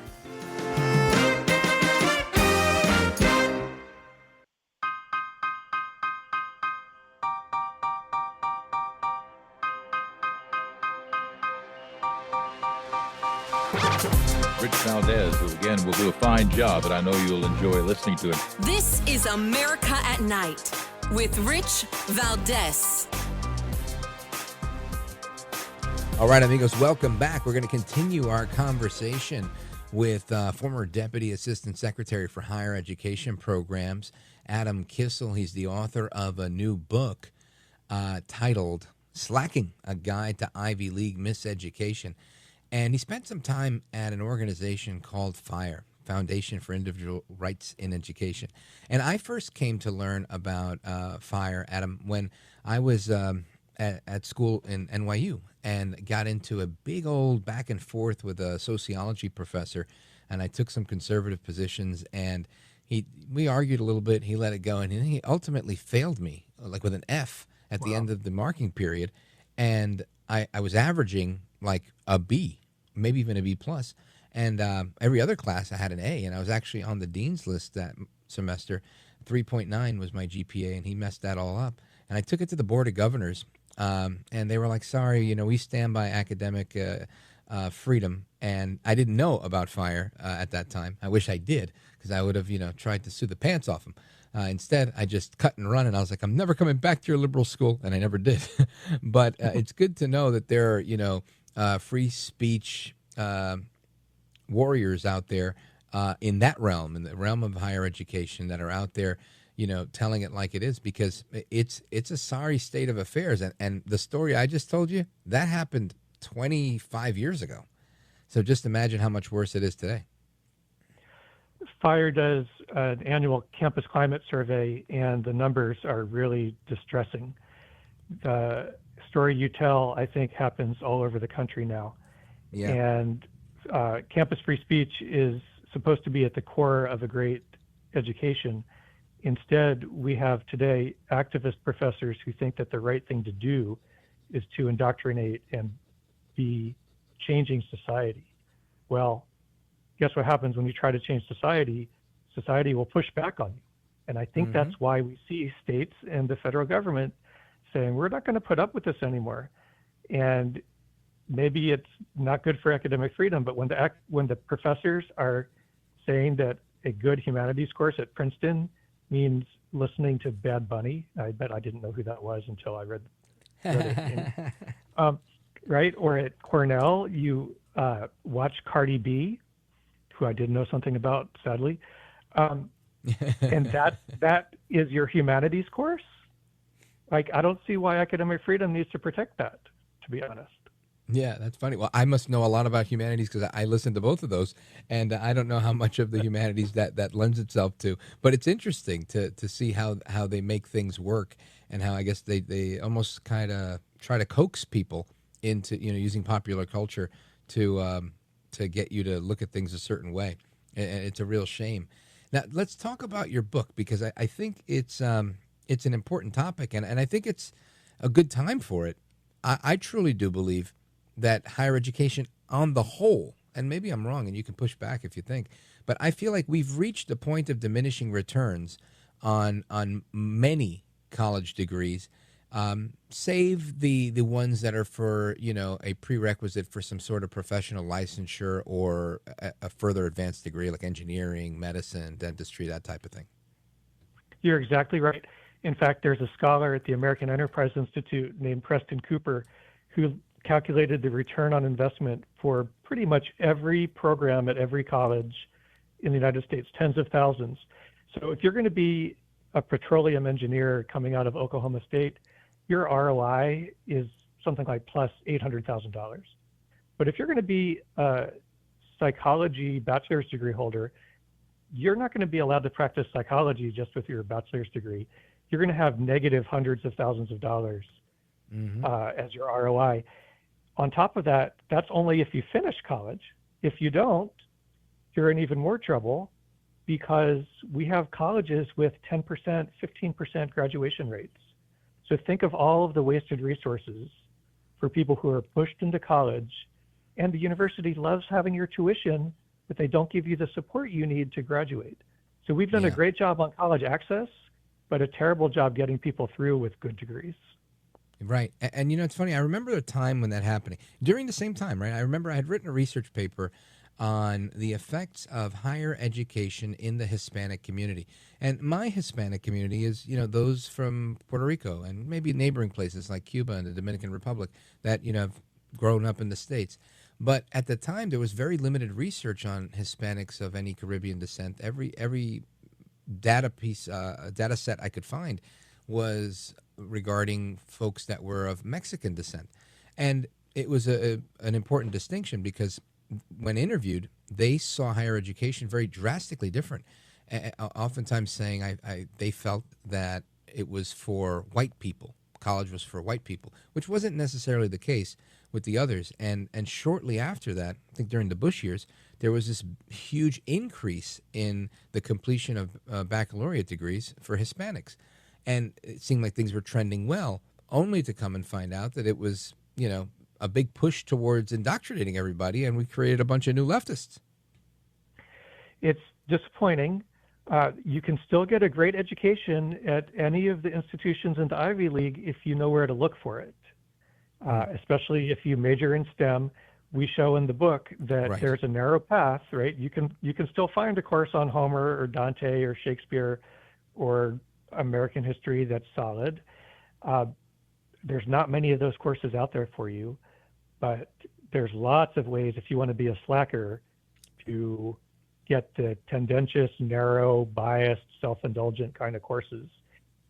And you bring up an interesting point about studying subgroups and how they're doing in college or doing in civilization. And our argument in the book is not that there aren't legitimate areas of study that are very narrow, but we're talking about the core curriculum, the idea that the professors are telling you what every educated person should know and be able to do. And electives are one thing, but the core curriculum needs to be teaching you the best that has been thought and said in the world, because if you don't get it during college, you're probably not going to go read those books later in life either. Yeah, that's 100% true. Or in my case, I had to read other books that I was never going to read in college, but really did help me, understand things better, like the book by de Tocqueville and others that, they were never going to put that in my hands. So I'm kind of grateful that I had that little spat. Adam Kissel, I want you to tell everybody how they can get a copy of your book, because I think it's an important topic. And again, folks, the title is Slacking, A Guide to Ivy League Miseducation by Adam Kissel. Go right ahead. Thanks. So Encounter Books has been a great publisher for us. Roger Kimball is the founder of it. The promotion code, if you go to EncounterBooks.com, is Slackers with an S at the end, 25% off. And if you want to help us with the Amazon ratings instead, Slackers is the promotion code for the book Slacking. And if you want to help us with our Amazon rating, of course, you can buy the book from Amazon instead. Outstanding. Well, I want to thank you for the conversation. I try to keep my finger on the pulse of what's going on in education and the ed reform movement and everywhere in between, because I feel like some people consider themselves ed reformers, and I think everyone should consider themselves an education reformer, because this country needs it badly before we fall by the wayside completely. Completely agree. I'd love to come back and we can talk more. There's higher education is having its moment, not just because of student loan forgiveness, but because of the anti-Semitism on campus or low graduation rates. And we're trying to educate the next generation of leaders, but they need to know what courses to take to actually become good leaders. Yeah. Final question, and we only have a couple of minutes, but I want to get your take on it. If I agree with you, if you have the wherewithal to go into one of the STEM fields, you're going to do well.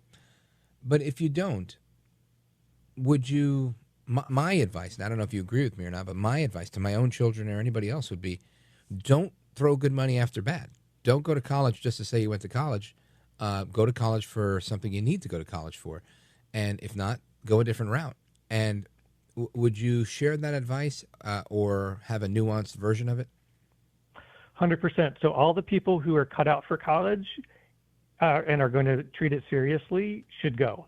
All the people who are not cut out for college or are going to have a better life in the military or running a family or becoming an entrepreneur or learning a trade and making a ton of money as a plumber or a welder, go do that other thing. You're going to have a much happier life.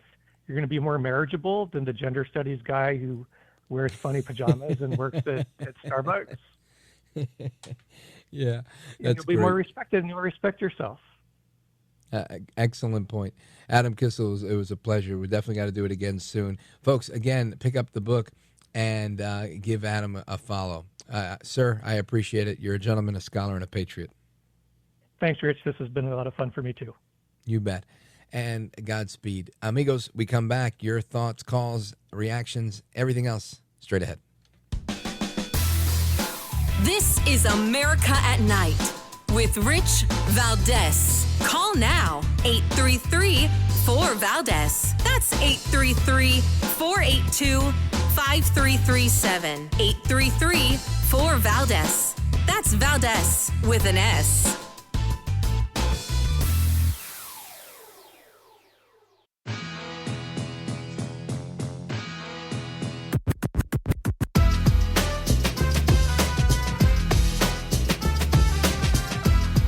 After the guest leaves every night and we're doing open phones, kind of at the heartbeat of America, and you sit there in this radio studio and suddenly you hear voices, Mobile, Dallas, New York, Miami.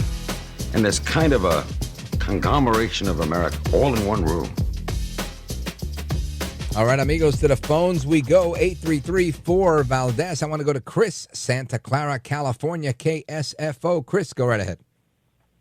Hey, great. Thanks, Rich.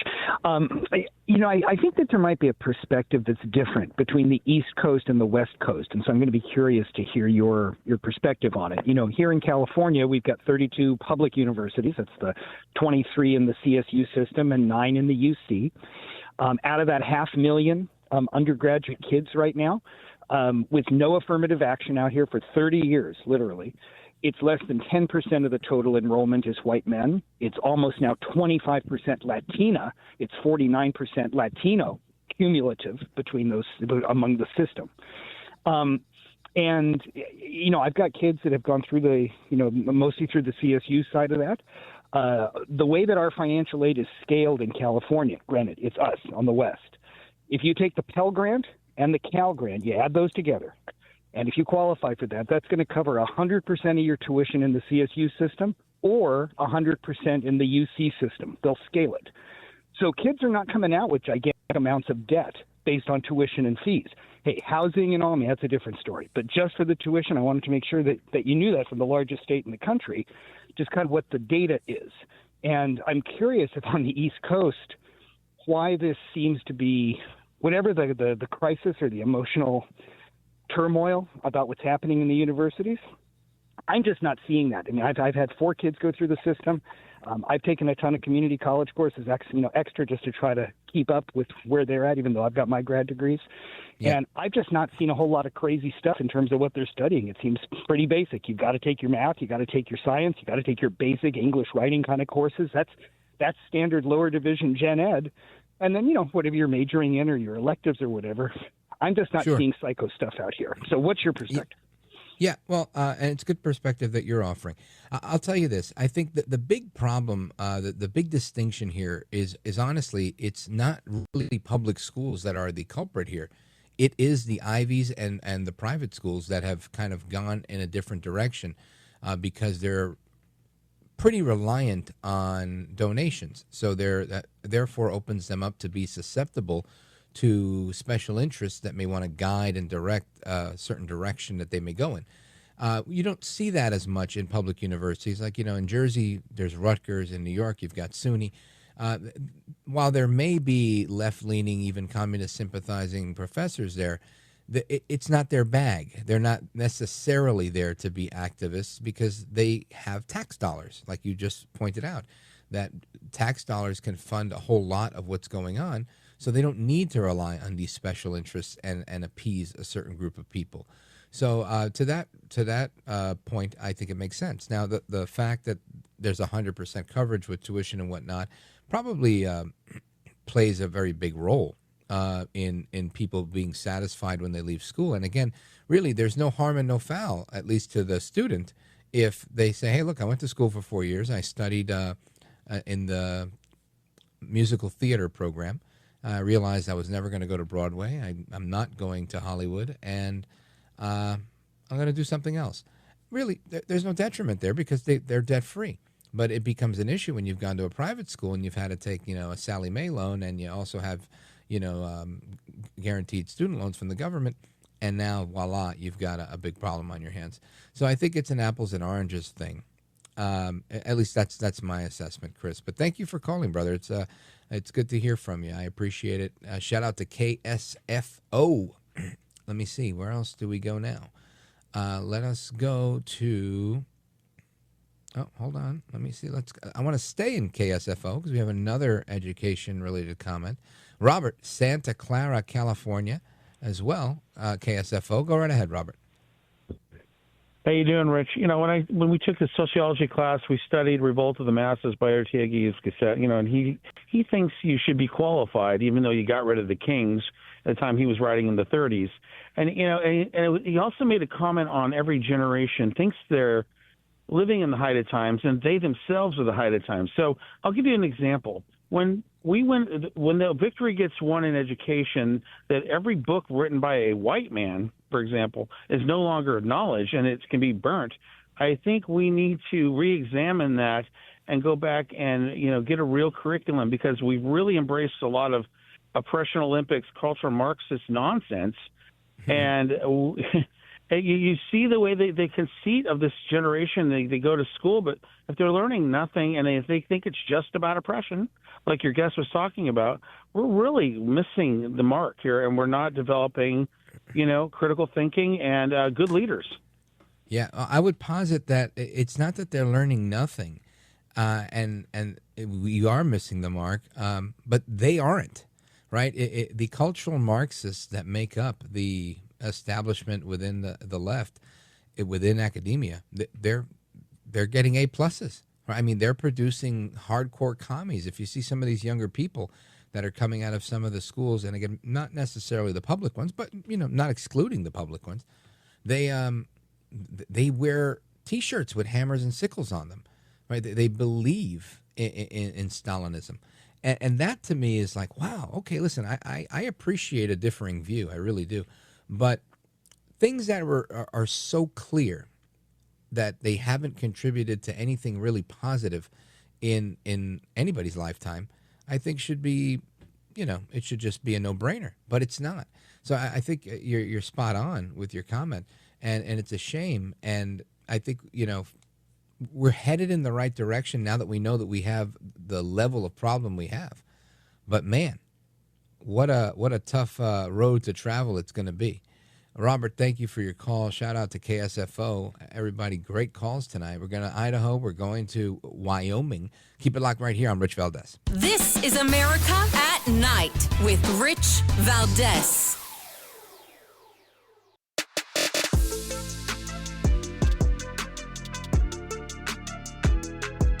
All right, amigos, to the phones we go. Let's go to Bill, Green River, Wyoming, KUGR. Go right ahead. The Iranians didn't have anything more to do with October 7th than the Iraqis had to do with 9/11, and that lie was walked back by George W. Bush after our troops murdered 1 million innocent Iraqis for no good reason. Well, who was funding Hamas to the tune of 70 million to 100 million a year? Hamas. Excuse me? The United States and Israel are funding Hamas. You can find that out by watching YouTube. Oh, well, I can tell you this. Sir, stop. I can tell you that Hamas and Hezbollah and the Houthis, all of them funded by Iran, all proxy groups of the Iranians. It's that simple. I mean, I don't know where you've been, but those are the facts. Thank you, Bill. I appreciate it. And thanks for trying to plug some crazy YouTube channel on my show. Let's go to Paul with, Paul, I'm sorry, brother. Paul says, we can finally breathe again now that Iran's nuclear program is dead. And I agree with you, Paul. Can't put you in because we're about to go, but I appreciate it. Godspeed to you. Shout out to everybody in Idaho, Boise, Idaho, richvaldez.com. If you missed any of the interviews, make sure you check it out. And until the next time, in Spanish, we say, hasta la próxima. Take care. Good night, and God bless you, America. I'm Rich Valdez.